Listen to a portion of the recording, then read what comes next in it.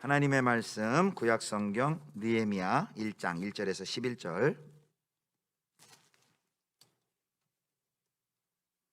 느헤미야서 727쪽쯤 됩니다. 1장 1절에서 11절 말씀 찾으셨으면 교독하도록 하겠습니다.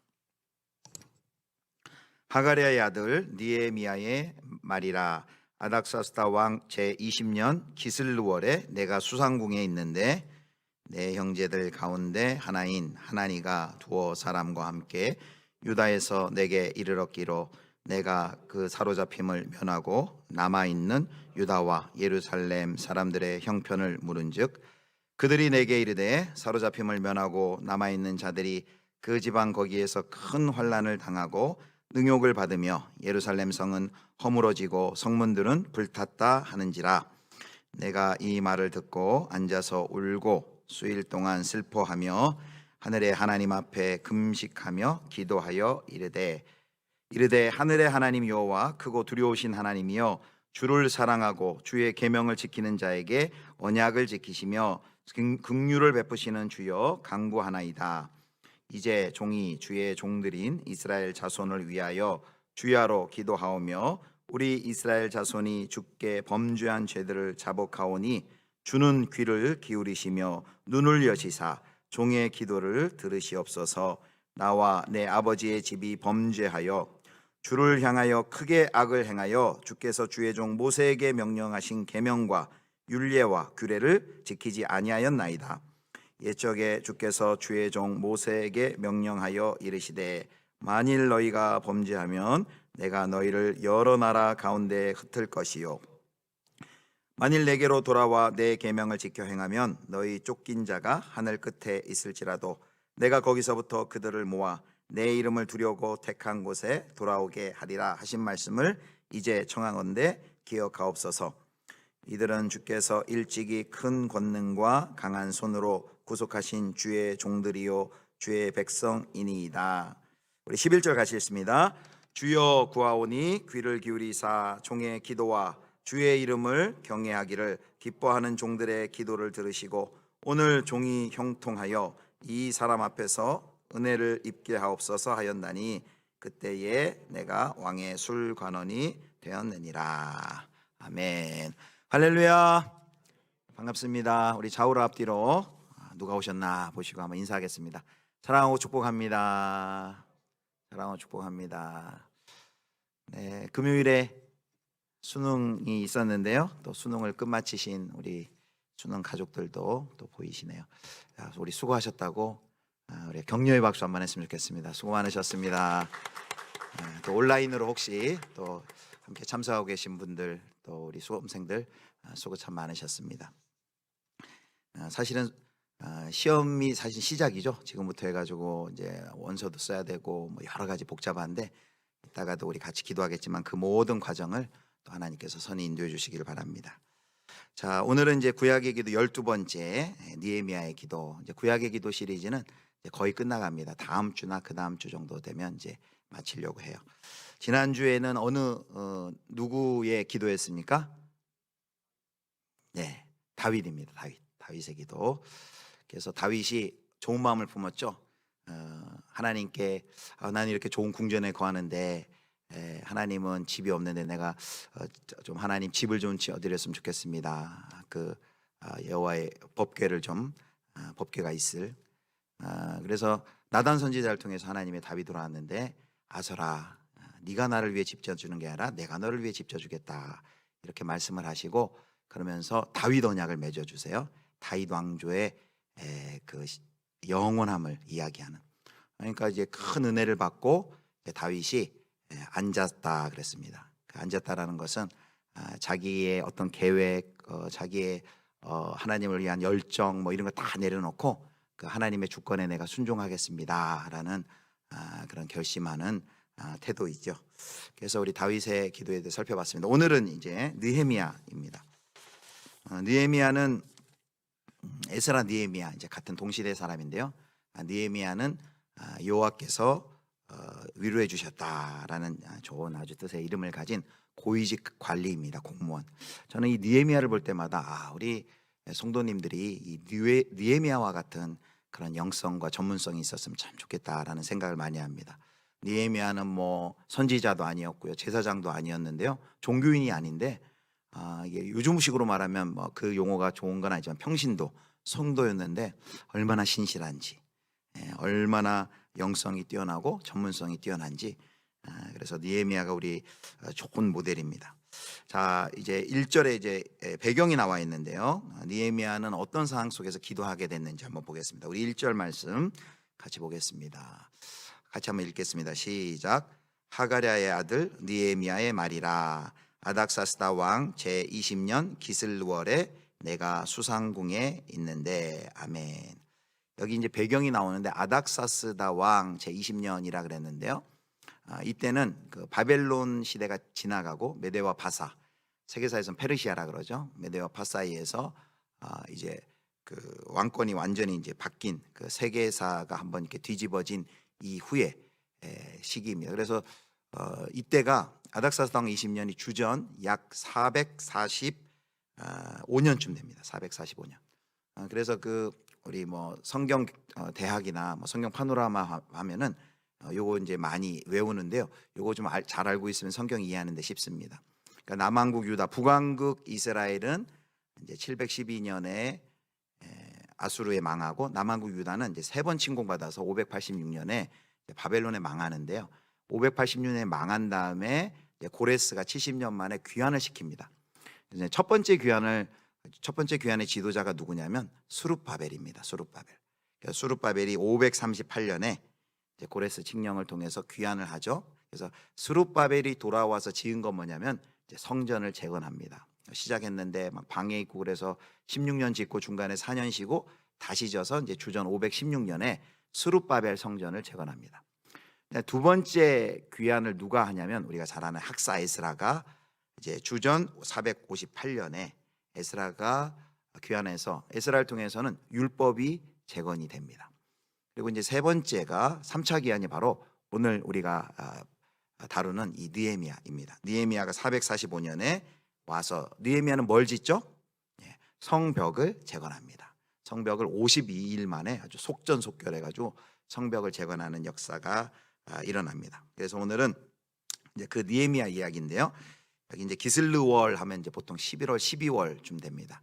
겨울인데 여기 수상궁은 왕의 겨울 피서지인데 거기서 이제 왕의 수를 따르는 뭐 바텐더 이런 거 아니고요. 아주 고위직 공무원입니다. 그 당시는 워낙 이 왕들을 암살하려는 시도가 많아서 최측근, 아주 신뢰하는 사람들을 술관원에 앉혔죠. 자, 그에게 이제 한 가지 그의 형제가 고국을 다녀왔는데 소식을 가져와요. 그게 2절입니다. 2절 보겠습니다.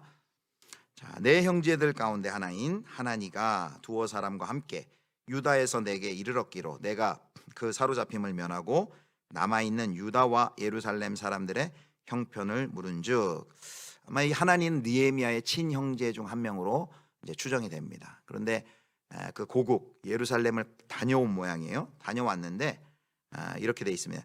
내가 그 사로잡힘을 면하고 남아있는 유다와 예루살렘 사람들의 형편을 물은즉, 그 바벨론에 포로로 끌려온 포로들이 있고, 벌써 이 느헤미야 시대는 그것도 오래 지났습니다. 이미 한 몇 세대가 지났죠. 한 140여 년이 전 이야기인데 그때 바벨론에 끌려오지 않은 사람들을 남은 자라고 합니다. 이 성경에서 특별히 구약에서 이 남은 자 사상이 굉장히 중요합니다. 렘넌트라고 부르는데, 이 남은 자에 대해서 이 느헤미야가 이미 한 3세대쯤 지나 있고, 바벨론에 의해서 남왕국 유다가 망했는데도 불구하고 계속해서 그 남은 자에 대한 관심을 이 느헤미야가 표명을 하고 있습니다.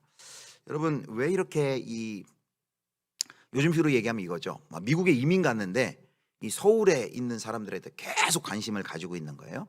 아마 그거하고 이렇게 같은 뭐 적절한 비유는 아닌데, 지금 이 느헤미야는 저쪽에 바벨론에서 늘 이쪽 예루살렘에 남은 자에 대한 관심을 가지고 있어요. 왜 남은 자에 대한 관심이 있냐면 이 느헤미야는요, 굉장히 이 성경에도 굉장히 박학했던 것 같아요. 이 이사야의 말씀을 느헤미야는 안 겁니다. 자, 이사야 10장 20절에 23절 보면 파멸된 이스라엘의 미래가 남은 자들에 달려 있다라는 그 기록이 이 선지자에 의해서 남겨져 있습니다. 자, 20절부터 23절을 제가 읽겠습니다. 여기 남은 자라는 그 단어를 잘 보시면서 따라와 주세요. 그날에 이스라엘의 남은 자와 야곱 족속에 피난한 자들이 다시는 자기를 친 자를 의지하지 아니하고 이스라엘의 거룩하신 이 여호와를 진실하게 의지하리니 남은 자 곧 야곱의 남은 자가 능하신 하나님께로 돌아올 것이라. 22절 이스라엘이여 내 백성이 바다의 모래 같을지라도 남은 자만 돌아오리니 넘치는 공의로 파멸이 작정되었습니다. 23절 이미 작정된 파멸을 주 만군의 여호와께서 온 세계 중에 끝까지 행하시리라.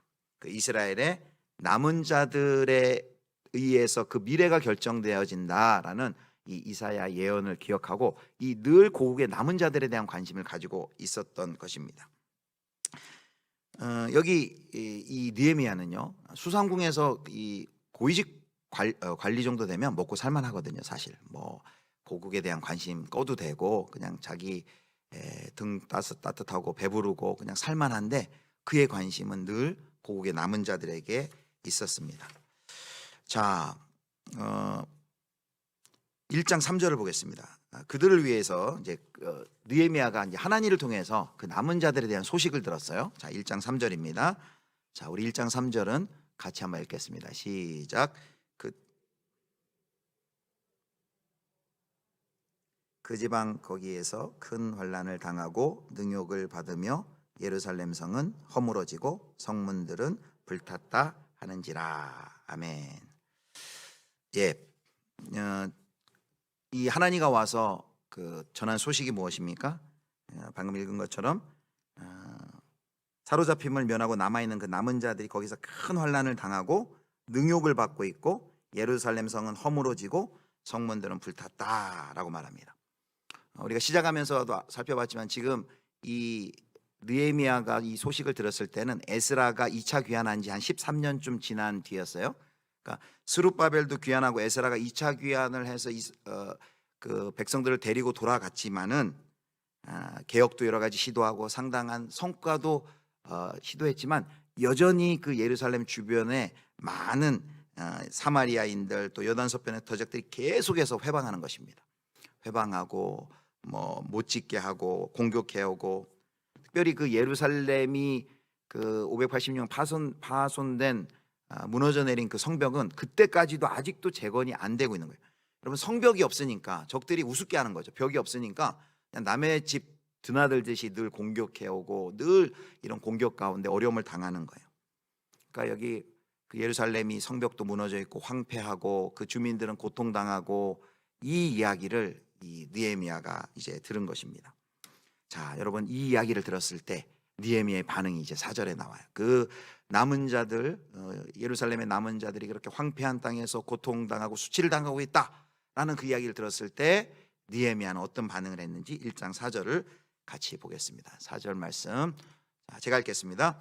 내가 이 말을 듣고 앉아서 울고 수일 동안 슬퍼하며 하늘의 하나님 앞에 금식하며 기도하여 이렇게 되어 있습니다. 자, 느헤미야의 반응이 무엇입니까? 그 이야기를 듣고 그 자리에 앉아서 울었대요. 잠깐 운 게 아니에요. 얼마 동안 울었다고요? 수일 동안 슬퍼하면서 울었다고 합니다. 그리고 그 운 것으로 그친 것이 아니라 느헤미야가 그 이야기를 듣고 금식을 시작합니다. 금식하며 기도를 시작합니다. 여러분 왜 이렇게 느헤미야는 그냥 자기 잘 먹고 잘 살잖아요. 뭐 이민 3세대 이제 자기 할아버지하고 아버지는 포로라고 하지만 이제 포로 3세대쯤 되면 포로라고도 할 수 없고 그 땅에 잘 정착해서 아닥사스다 왕의 고위직 관리가 돼서 공무원이면 연봉도 좋고 사회적인 지위도 있고 막 그렇게 염려 걱정 안 하고 잘 살아도 되는데 왜 그렇게 고국에 관심을 가지고 그리고 하나님을 통해서 들려온 그 고국 남은 자들의 그 소식, 그 황폐하고 고통당하고 있다는 소식을 듣자마자 이렇게 통곡하고 울고 금식하고 기도했을까요? 여러분 오늘 이게 매우 또 중요한 포인트입니다. 이 느헤미야는요 늘 관심이 그냥 자기가 잘 먹고 잘 사는 거에 있는 게 아니라 늘 관심이 하나님의 성전, 하나님의 백성, 하나님께 있었어요. 그러니까 하나님의 영광에 그는 관심을 가지고 있었던 사람이에요. 여러분 지금 이스라엘의 그 하나님의 영광이 거하는 시온이라 그러는 그 예루살렘이 이렇게 무너져 있고 황폐해 있는 것은 하나님의 영광이 지금 바닷 가운데 곤두박질 쳐 있는 것이죠. 우리가 주기도문 늘 기도가 어떻게 기도해요? 우리가 너무 자주 하고 그러니까 사실 그 의미를 많이 생각하지 못하는데, 하늘에 계신 우리 아버지여, 하나님의 이름이 거룩히 여김을 받으시오며 하나님의 나라가 임하시오며 하나님의 뜻이 하늘에서 이루어진 것처럼 땅에서도 이루어지이다. 우리도 사실 주기도문을 매번 할 때마다, 일주일에도 우리 몇 번씩 하잖아요. 그렇게 매번 할 때마다 사실은 우리가 뭘 이야기하는가? 하나님의 영광을 위해서 우리가 기도하고 있는 거예요. 그리고 그냥 기도만 하는 것이 아니라 사실 그 기도를 한다는 것은 내가 그 하나님의 영광을 위하여 그렇게 살겠습니다. 하나님의 이름과 하나님의 뜻과 하나님의 나라를 위하여 제가 살겠습니다. 단순히 그냥 새끼 밥을 위하여 사는 것이 아니라, 그래서 내게 주시는 그 모든 일용할 양식도 그 나라와 그 이름과 그 뜻을 위하여 사는데 선용하게 싸우니 필요하니까 주세요. 일용할 양식도 주세요. 이렇게 되는 거죠. 느헤미야는 하나님의 영광을 위하여서 사는 것이 인생의 목적이었고, 그 하나님의 영광이 무너져 있는 모습을 볼 때 자기 인생의 목적이 무너져 있는 거죠. 통탄하는 것입니다. 그래서 목매어 울고 슬퍼하고 금식을 하는 거예요. 근데 여러분, 이 눈물을 우리가 좀 생각해 봤으면 좋겠어요. 이 느헤미야의 눈물은요, 하루아침에 이렇게 된 게 아니에요. 여러분, 이 느헤미야의 눈물은 오랫동안 마음에 담아두고 생각하고 묵상하고 사랑하고 그리워했기 때문에 그 소식을 들었을 때 이렇게 주르르 눈물이 나오고 며칠 동안 울고 금식을 할 수 있었던 거예요. 늘 그 땅을 위해 기도하고, 늘 그 성전을 위해 기도하고, 늘 그 남은 자들을 위해 기도했기 때문에 그 소식을 들었을 때 이렇게 눈물이 나올 수 있었던 것입니다. 오늘 우리 첫 번째 적용을 이렇게 한번 했으면 좋겠습니다. 우리에게 여러분 이 눈물이 필요합니다. 이 눈물의 회복이 필요해요. 여러분, 이 시대 많이 비판하는 사람도 많고요, 비난하는 사람도 많은데 정작 우는 사람은 많이 없는 것 같아요. 여러분, 언제 울 수 있어요? 안타까워할 때, 이건 정상이 아닌데, 이건 아닌데 라는 마음을 가진 사람만이 울 수가 있습니다. 그리고 어떻게 느헤미야처럼 울 수 있어요? 한번 그 마음 갖는 게 아니라 계속해서 평소에도 그 문제를 놓고 안타까워하고 기도한 사람만이 이 눈물을 흘릴 수 있는 것입니다. 여러분, 월터 브루그만이라는 구약학자가 이런 얘기를 했어요. 애통할 때만 새롭게 될 수 있다. 여러분, 우리가 새로워질 수 있는 것이 어디서부터 시작이라고요? 애통할 때, 안타까워하고 눈물을 흘릴 때, 바로 거기에서부터 하나님의 새로운 역사가 시작되는 거예요. 그래서 정말 출애굽기에 보면 출애굽기의 새로운 역사가 누구의 애통에서부터 시작됐냐면, 이스라엘 백성의 그 애통의 함, 그 울부짖음, 그 눈물을 들으시고 하나님이 그 눈물을 들으시고 그 울음소리를 들으시고 행동하시기 시작하신 것입니다. 그러고 보면 그 울부짖음이, 그 애통함이 역사를 시작했어요. 그 울부짖음이 새로운 이야기를 시작했어요. 여러분, 그래서 그 하나님의 영광을 위하여 울부짖는 사람, 하나님의 영광을 위해 애통해하는 사람, 하나님의 영광을 위해 안타까워하는 사람, 하나님이 그 눈물을 보신다는 거예요. 그 눈물을 보시고 그 사람을 통하여 느헤미야가 이렇게 안타까워하고 그 눈물을 흘리는 이 느헤미야를 하나님이 쟤다, 맞다, 쟤야 사용하시는 거, 이제 느헤미야 13장을 보면 이제 우리가 확인할 수 있습니다. 사랑하는 성도 여러분, 이 시대는 눈물도 없고 통곡도 없고 감정이 메마른 시대예요. 그래서 언제 웁니까? 우리가 주로 드라마 볼 때 울죠. 드라마 볼 때 아니면 울 일이 별로 없어요. 근데 여러분, 좀 기도했으면 좋겠어요. 하나님, 저에게 좀 눈물을 회복시켜 주십시오. 하나님의 나라와 하나님의 뜻과 하나님의 이름을 위하여, 하나님의 영광을 위하여 우리가 살아가는데 그 하나님의 영광이 땅에 무너진, 여러분 사실 뉴스만 들어봐도 얼마나 안타까운, 클릭하기도 겁나는 그런 무정하고 매도하고 폭력적인 이 사회의 그 모습들을 볼 때 얼마나 우리가 안타깝습니까?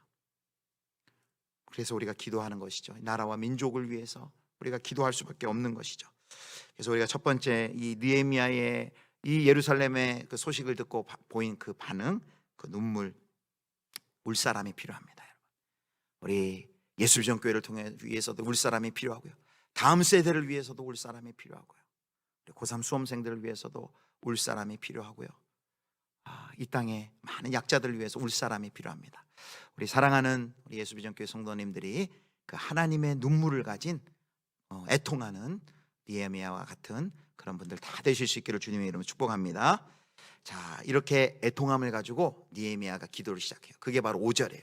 5절부터 11절까지가 느헤미야의 기도였는데, 느헤미야의 기도는 이렇게 시작돼요.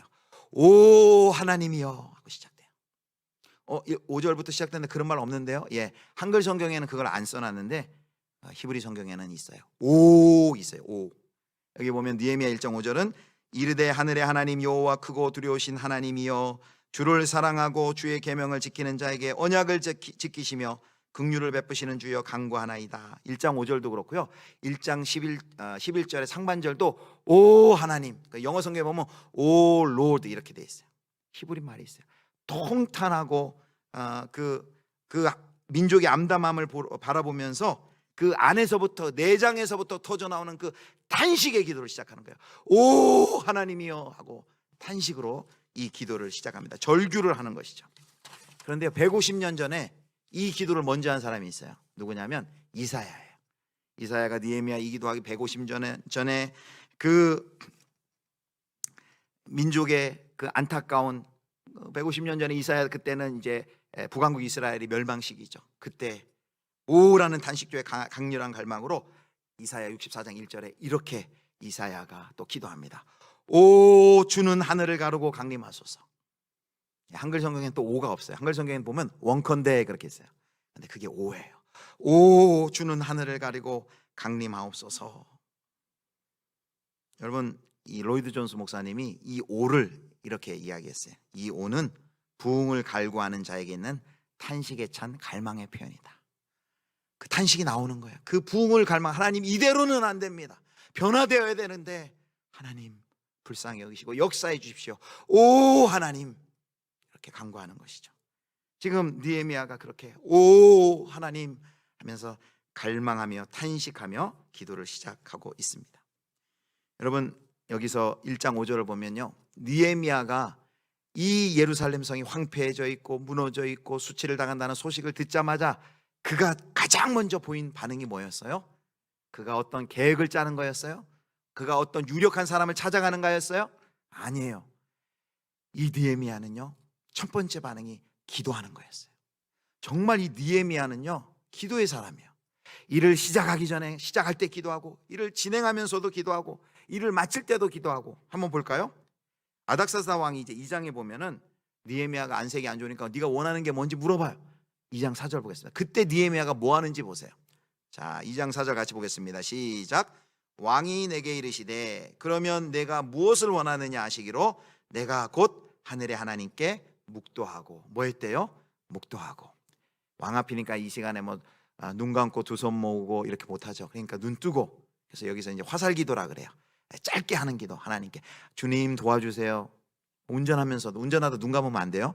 눈 감지 마시고 주님 도와주세요, 함께 해주세요. 이걸 화살기도라 하는데, 여러분, 화살기도가 이렇게 나올 수 있다는, 이 급박한 순간에, 이 짧은 순간에 이렇게 압축된 기도가 나온다는 건 뭘 보여주냐면 느헤미야가 평소에 얼마나 기도 생활을 잘 탄탄하게 했는지를 보여주는 겁니다.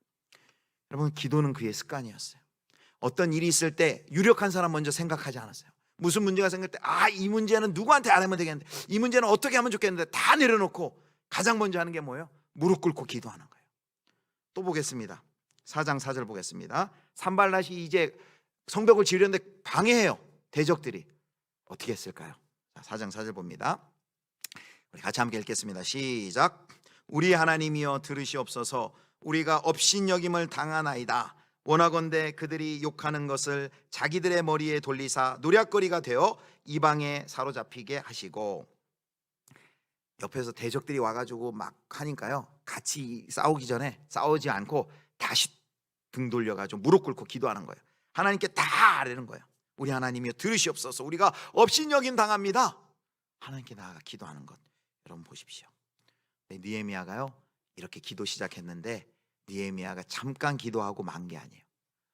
얼마를 기도하냐면 2장 1절에 보면 아닥사스다 왕 제20년 니산월까지 했대요. 니산월은 4월이에요. 1장 1절에 보면 기슬루월은 12월이에요. 12월에서 4월까지 몇 달 기도했을까요? 넉 달을 기도한 거예요. 아마 5달, 10달도 기도했을 거예요. 기도응답이 있을 때까지. 2장에 보면 그 문제를 가지고 그 안타까워하며 그 문제를 가지고 기도했는데 하나님이 응답 주실 때까지 이 느헤미야가 기도하는 것 볼 수 있습니다. 그러다가 기도하다가 하나님이 이때다 하고 하나님이 딱 사인 보내주니까 여러분 딱 알아차는 거 보세요. 기도하는 사람은요, 하나님이 사인 주면 아 이때구나, 하나님이 이때 이렇게 움직이라 하시는구나 알 수 있어요. 기도 안 하고 있다 보면 하나님이 아무리 사인을 줘도 알아보지를 못해요. 민감하지가 않으니까. 느헤미야 기도 시작해서 4개월 만에 하나님이 응답 주시고 그 응답을 이제 받고 행동으로 옮기는 것을 신속하게, 또 응답받았을 때 아주 신속하고 적극적인 자세로 대처해 나가는 걸 볼 수 있습니다. 자, 여러분, 그래서 이 기도, 느헤미야의 이 기도하는 모습을 보면서 제가 참 많이 저에게도 도전이 됐습니다. 우리 예수비전교회도 기도하는 일에 아주 열심히 이세요. 그래서 우리 수요일에 어머니 기도회가 있는 것 얼마나 또 감사한지, 또 코로나 시절에도 우리 같이 모여서 기도했고, 또 우리 지난 여름에는 또 기도학교 시작했잖아요. 그래서 지금 또 1시간씩 기도하자는 목표로 또 매주 기도하고 계시고, 그래서 12월 이제 둘째 주 금요일에 이제 수료식을 또 할 거예요. 그리고 우리 청지기도회 중직자분들, 우리 장로님, 권사님, 또 안수집사님이 같이 먼저 기도합시다 해서 청지기도회도 하고 있고, 또 우리 기도 목장이 있어서 또 열심히 기도 제목 올리고 기도하는 것 잘 보고 있습니다. 제 마음 가운데 그런 마음이 있어요. 우리 예전에 우리 코로나로 한 2년은 그렇게 못했는데, 예전에 우리 백일호에서는 우리 어르신들, 우리 선배 신앙인들이 열심히 거기 철야도 하고 기도하고 했는데, 야 그거 다시 회복해야 되는 거 아닌가, 뭐 101 기도회 뭐 이렇게 회복해야 되는 거 아닌가, 그리고 저녁 기도회를 또 한번 해볼까, 막 이런 마음이 있어요. 어쨌든 우리가 기도하는 일에 힘써야 돼요. 기도할 때, 여러분 기도할 때 하나님의 은혜가 있고 교회가 어려움이 없고, 기도할 때 하나님의 영광을 위해 우리 달려나갈 수 있습니다. 자, 이제 느헤미야의 기도 5절부터 11절까지인데요. 느헤미야의 기도를 우리가 세 가지로 요약을 해보도록 하겠습니다. 느헤미야의 기도, 세 가지로 요약할 때 첫 번째 느헤미야의 기도는요, 하나님의 언약을 상기시키는 기도였어요. 하나님의 언약을 상기시키는 기도였습니다. 자, 5절을 한번 보세요. 5절, 이 느헤미야가 뭐라고 기도를 시작하는지 보겠습니다. 5절 보겠습니다. 자, 5절은 준비가 안 됐나요? 자, 5절 제가 읽겠습니다. 이르되 하늘의 하나님 여호와 크고 두려우신 하나님이여, 주를 사랑하고 주의 계명을 지키는 자에게 언약을 지키시며 긍휼을 베푸시는 주여 간구하나이다. 우리가 주기도문도 하늘에 계신 우리 아버지여 라면서 하나님의 이름을 부르는 것처럼 이 느헤미야도 하나님의 이름을 부릅니다. 느헤미야가 부르는 하나님의 이름이 뭡니까? 하늘의 하나님 여호와 크고 두려우신 하나님이여, 하나님의 이름을 부르면서 시작하는데, 하나님께 뭘 상기시키냐면 이렇게 말합니다. 주의 계명을 지키는 자에게 언약을 지키시며 긍휼을 베푸시는 주여 간구하니이다. 그 하나님의 성품을 붙들고, 하나님 이런 분이시잖아요, 하나님 당신은 이런 분 아니십니까, 하나님 언약을 지키시는 분 아니십니까, 그 언약을 하나님께서 우리에게 해주신 그 약속 언약을 상기시키면서 기도를 하는 거예요. 여러분, 우리 부모님들이 꼼짝 못할 때가 언제예요? 아빠 이거 해주기로 했잖아요 하고 약속을 하면은 아무 말 못하잖아요. 하나님도 그런 것 같아요. 뭐 그런 표현이 맞지는 않지만 하나님에게 약점이 있다면 뭐냐면, 그 하나님의 언약을 붙들고 하면은 하나님이 그 언약을 거절할 수가 없어요. 왜냐하면 하나님이 해주신 약속이기 때문에. 이 느헤미야의 기도가 보면요, 이제 뒤에 보면 그 하나님의 언약을 붙들고 하는 기도입니다. 느헤미야가 기도할 때 그냥 기도한 게 아니라 이렇게 기도해요. 지금 예루살렘에 벌어지고 있는 이 상황이 그 하나님의 말씀, 그 하나님의 언약의 언약의 틀로, 언약의 창으로 봤을 때 뭐가 잘못되어 있는지를 분석을 해요. 그리고 회개를 합니다. 그리고 대안을 또 그 하나님의 언약에서 찾는 것을 볼 수 있습니다. 그러니까 느헤미야가 하나님가 보고한 그 예루살렘이 그 무너진 걸 보니까 이거는 스룹바벨이 지도자의 자격이 없거나 에스라가 잘못해서가 아니다. 그가 분석한 것은 무엇입니까? 이스라엘 백성이 하나님께 범죄했기 때문에 그 범죄의 대가를 치르고 있는 것이다. 그냥 이방인들과 대적들이 방해한다고 그들 때문이 아니라 하나님께, 이스라엘이 하나님의 언약을 어겼기 때문이다 분석을 해요. 하나님의 언약으로 하나님의 말씀을 기억해서 지금 상황을 그 하나님의 말씀으로 분석합니다. 그게 6절과 7절에 나와 있습니다. 자, 6절 보겠습니다. 이제 종이 주의 종들인 이스라엘 자손을 위하여 주야로 기도하오며 우리 이스라엘 자손이 주께 범죄한 죄들을 자복하오니, 여기 나오잖아요. 우리 이스라엘 자손이 주께 범죄한 죄들을 자복하오니 주는 귀를 기울이시며 눈을 여시사 종의 기도를 들으시옵소서. 나와 내 아버지의 집이 범죄하여 7절 같이 했습니다. 시작.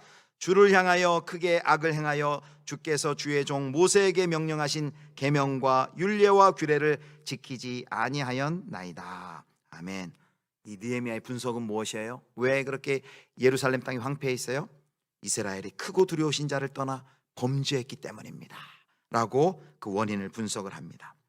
여러분, 그 원인을 하나님의 언약으로 말씀의 틀로 분석하고 그 다음에 회개하고 대안을 하나님의 언약 가운데 찾는 이 느헤미야의 이 영적인 통찰력, 오늘 우리도 배워야 합니다. 우리도 우리의 모든 상황과 삶을 우리 성경으로, 그걸 세계관이라고도 하고 관점이라도 하고 성경의 틀로 하나님의 말씀으로 그것을 바라보고 무엇이 하나님의 말씀이 기준이 되어서 무엇이 잘못된지를 깨닫고 그 깨달은 대로 회개하고, 그리고 그렇다면 우리가 어떻게 살아야 될지 그 말씀에서 대안을, 길을, 답을 찾고, 이런 영적인 통찰력이 회복이 되어야 됩니다. 자, 이 느헤미야가요, 그 이스라엘의 범죄함이 원인이었습니다. 그리고 그 죄를 용서해 주십시오 회개하고, 그리고 붙드는 말씀이 있어요. 하나님의 언약의 말씀을 다시 붙들어요. 그게 8절 9절입니다 8절 9절. 자, 8절 우리 9절 같이 읽겠습니다. 시작. 옛적에 주께서 주의 종 모세에게 명령하여 이르시되 만일 너희가 범죄하면 내가 너희를 여러 나라 가운데 흩을 것이요. 9절. 만일 내게로 돌아와 내 계명을 지켜 행하면 너희 쫓긴 자가 하늘 끝에 있을지라도 내가 거기서부터 그들을 모아 내 이름을 두려고 택한 곳에 돌아오게 하리라 하신 말씀을 이제 청하건대 기억하옵소서. 아멘. 이 느헤미야는요, 고위직 공무원인데 제자 훈련을 열심히 했는지 성경을 열심히 읽었는지 어떻게 이렇게 말씀을 잘하는지 몰라요. 이 기도에 이 말씀이 녹아져 있는 거예요. 이 말씀은 신명기 30장 1절에서 5절에 있는 말씀을 여기 지금 자기 기도에 가지고 온 거예요. 여기 신명기에 하나님 분명히 말씀하셨죠. 죄를 범하면 벌을 받게 되겠지만 마음을 돌이켜 회개하고 다시 순종하면 회복시켜준다. 주님 분명히 말씀하셨죠. 그렇게 해주셔야 합니다. 하나님의 언약을 붙들고 그 대안으로 나아갈 길을 제시를 하는 거예요. 여러분, 이 느헤미야의 기도는요, 하나님께 자꾸 언약을 상기시켜드려요. 이렇게 말씀하셨죠. 하나님이 약속하셨잖아요. 하나님 그 언약을 붙들고 기도하는 기도입니다. 언약을 상기시키는 기도, 언약을 붙들고 하는 기도. 이게 첫 번째 느헤미야의 기도예요. 자, 두 번째 느헤미야의 기도는요, 나와 우리를 구분하지 않는 기도예요. 느헤미야는 수상궁에 있었지만 늘 자기는 먹고 살 만큼 괜찮은 사회적인 지위에 있었지만 자기가 편하다고 안락하다고 예루살렘을 바라보는 일을 포기하지 않았어요. 예루살렘의 자기 남은 자들을 바라보고 그 공동체적인 의식을 늘 가지고 있었어요. 그래서요, 느헤미야는 이렇게 얘기하면 나와 저 이스라엘을 하나로 생각해요. 그 공동체를. 그들을 위해 기도하는 것이고 나를 위해 기도하는 것이다 라고 생각을 합니다. 그래서 6절에 보면 6절 말씀 같이 보겠습니다. 6절. 자, 이제 종이 주의 종들인 이스라엘 자손을 위하여 주야로 기도하오며 우리 이스라엘 자손이 주께 범죄한 죄들을 자복하오니 주는 귀를 기울이시며 눈을 여시사 종의 기도를 들으시옵소서. 나와 내 아버지의 집이 범죄하여. 이게 무슨 얘기냐면 이스라엘 자손이 범죄한 그 범죄를 어떤 범죄로 여기냐면 나와 우리 아버지의 집이 범죄했다, 동일하게 여겨요. 이스라엘 백성의 죄가 내 죄입니다, 이렇게 얘기를 하는 거예요. 여러분, 우리 출애굽기 묵상할 때 아론은 그렇게 안 했어요. 그 백성들이 금송아지 만들 때 저 일은 나와 상관없는 일입니다, 나와 아무 상관없습니다, 이렇게 뺐죠. 그러나 모세는 같이 엮어버렸죠. 지금 느헤미야가 그렇게 하는 것입니다. 자기와 그 이스라엘 남은 자들 하나로 묶어요. 그들을 위하여 하는 기도가 내 기도, 그들의 범죄가 내 기도라는 거예요. 여러분, 이 기도 얼마 전에 비슷한 것 우리 했었는데 기억나십니까? 에스라도 그렇게 했어요. 에스라도 9장에 보면요, 시작할 때는 나의 하나님이여 했는데 조금 있다 주어가 바뀌어요. 우리의 죄를. 에스라 죄 안 졌거든요. 에스라가 무슨 자pon했나요? 결혼은 아니에요. 그런데 우리의 죄를, 그 동족의 죄, 공동체의 죄를 자기 죄로 여깁니다.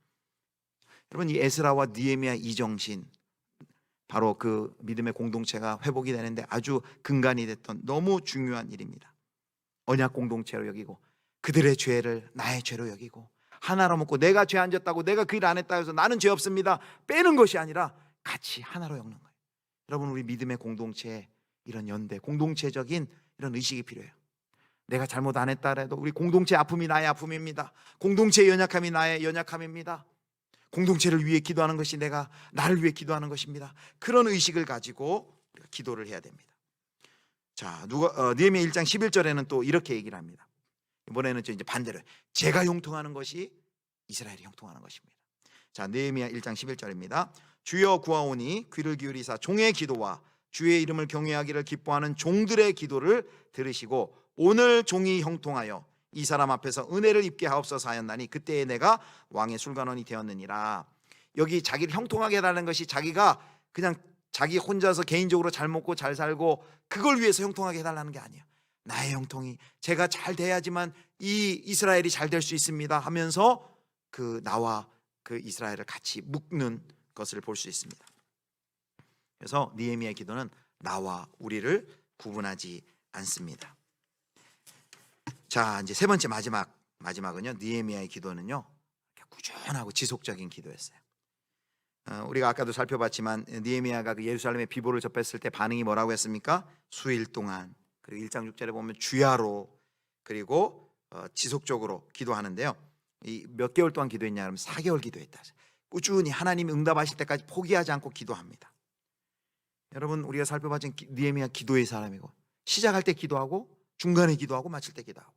그럼 시작할 때 기도하는 것 볼까요? 자, 느헤미야 2장 20절. 그 아닥사스다 왕이 물었을 때도 묵도하며 기도한 걸 살펴봤죠. 자, 느헤미야 2장 20절 보겠습니다. 자, 우리 같이 한번 읽겠습니다. 시작. 내가 그들에게 대답하여 이르되 하늘의 하나님이 우리를 형통하게 하시리니 그의 종들인 우리가 일어나 건축하려니와 오직 너희에게는 예루살렘에서 아무 기업도 없고 권리도 없고 기억되는 바도 없다 하였느니라. 아멘. 이제 실제적으로 이제 예루살렘까지 가서 뭐 건축 자재도 반입해야 되고 여러 가지 고려할 일이 많은데 그 모든 일 할 때 막 바쁘다고 우리는 막 기도도 있고 그러잖아요. 느헤미야가 뭐라고 얘기합니까? 거기 뭐라고 해요? 하늘의 하나님이 우리를 형통하게 하시리니. 아까 1장 11절에 형통하게 해달라고 기도했는데 그 하나님이 이제 형통하게 하실 것이니 우리가 앞으로 성벽 재건하는 이 일 우리 힘으로 할 수 없습니다. 하늘의 하나님이 도와주셔야만 합니다. 하나님을 의지하고 있는 그 모습 보세요. 그리고요, 느헤미야 이제 13장 마지막에 보면 마지막 세 절이 읽지는 않을 텐데 세 절이 느헤미야가 기도로 끝나요. 13장 29, 30, 31 1절 나중에 보세요. 기도로 시작하고 기도로 끝나요. 야, 이 느헤미야 참 너무 멋져요. 그러면서도 전문성을 가지고 있고 한 손에는 창을 들고 또 한 손에는 건축 장비를 들고 기도하면서 이 예루살렘 성벽을 52일 만에 일으켜 세우는 그 일을 합니다. 정리하도록 하겠습니다. 사랑하는 성도 여러분, 느헤미야 1, 2장의 이 성벽 재건이라는 이 주제로 어떻게 느헤미야가 성벽 재건을 위해서 예루살렘에 오게 되었는가를 살펴봤죠. 그것은 하나님을 통해 그 예루살렘 성이 황폐되었다는 그 이야기를 듣고 앉아서 통곡하고 수일 동안 금식하며 기도하던 그를 하나님이 그를 뽑아가지고 그를 보낸 거예요. 여러분, 이 시대에 애통하는 사람이 필요해요. 울 사람이 필요해요. 하나님의 영광이 땅에 떨어진 것을 안타까워하며 하나님의 나라와 하나님의 뜻과 하나님의 이름이 높임을 받지 못하는 그 현실, 죄와 악으로 깨어진 이 병든 현실을 보면서 안타까워하는 그 사람, 하나님이 그 사람을 들어서 사용하실 것입니다. 오늘 느헤미야의 기도 세 가지로 살펴봤죠. 하나님의 언약을 상기시키는 기도, 나와 우리를 구별하지 않는 기도, 또 지속적인 기도. 여러분, 결국 이 느헤미야의 기도를 통해서 시작된 이 성벽 재건이요, 느헤미야가 기대했던 것보다 훨씬 더 큰 영향을 미치게 됐어요. 단순히 그냥 성벽만 재건된 것이 아니라 무너졌던 이스라엘의 그 신앙이, 믿음이 재건되는 그런 놀라운 기적의 역사가 일어납니다. 한 사람 느헤미야를 통해서 이런 믿음의 역사를 이루신 것처럼 우리 오늘 이 온세대 기도에 함께 참석하신 우리 모든 우리 성도님들 마음 가운데 하나님의 눈물을 부으시고 또 느헤미야처럼 이렇게 기도에 정진하심으로써 우리도 하나님의 영광과 하나님의 나라와 뜻과 이름을 위해 귀하게 쓰임 받을 수 있는 저와 여러분 우리 성도님들 모두 되실 수 있기를 주님의 이름으로 축복합니다.